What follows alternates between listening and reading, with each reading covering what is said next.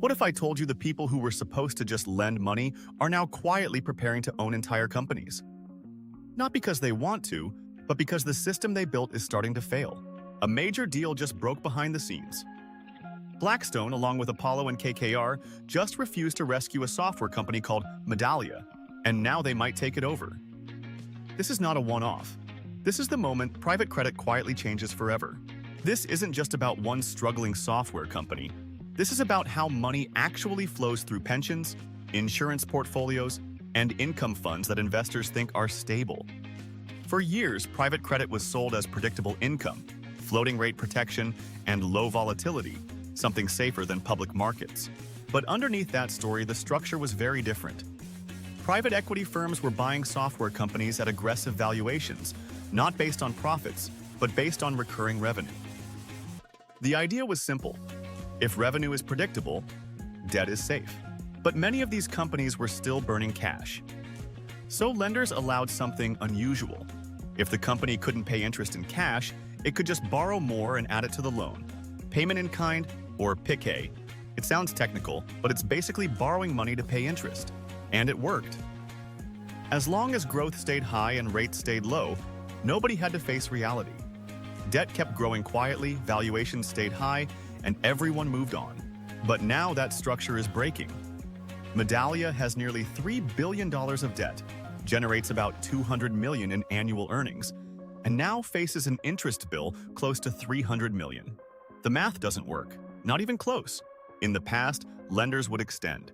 They would modify terms, allow more PK, and delay the problem. But this time they didn't. They refused to extend the lifeline and forced the loan to switch to full cash interest. And that single decision changes everything. Because once interest must be paid in cash, the illusion disappears.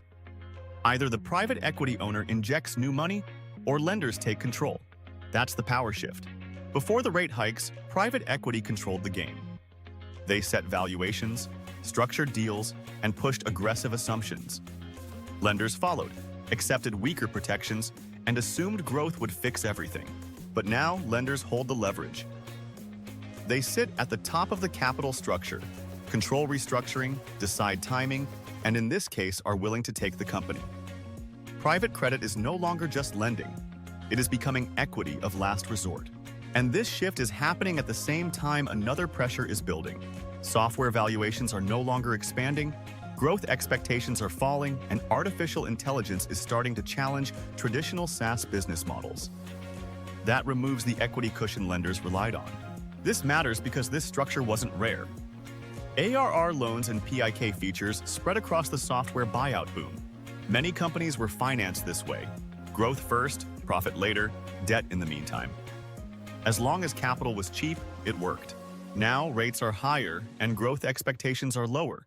That combination breaks the model. And here's where the risk deepens. These loans are not widely traded, they don't reprice every day, and many are still marked below par but not fully impaired. And these loans live inside funds marketed as stable income, business development companies, insurance portfolios, and pension allocations. So the system is stuck. If lenders take equity, they realize losses. If they delay, debt keeps growing. Either path weakens the stability narrative that pulled so much money into private credit. This is why this story matters. Risk in private markets doesn't appear as a crash. It appears as quiet control transfers. Lenders stop extending, loans move to non-accrual, equity gets wiped, and ownership shifts slowly, one deal at a time. Medallia is just one example, but it signals something bigger. The era where growth alone justified leverage is ending, and the era where private credit always extends is ending. So watch the signals. Loans switching from PIK to cash interest, more investments moving to non-accrual, and more debt for equity swaps. When those increase, private credit is transitioning from income provider to restructuring owner. And once that happens at scale, the ripple effects move quickly. Less easy financing, fewer aggressive buyouts, lower valuation floors, and a slow reset in parts of the private market that looked stable on the surface. The uncomfortable truth is this. The same system that inflated valuations is now deciding who survives, and lenders, not equity sponsors, are holding the pen. We're watching the capital structure flip in real time. If you're seeing pick-to-cash switches in other sectors, drop them in the comments. Let's map this reset together. This is Global Notes by JP. If you found this helpful, comment, like, share, and hit the bell. We're building the strongest macro community on the platform, one signal at a time, together.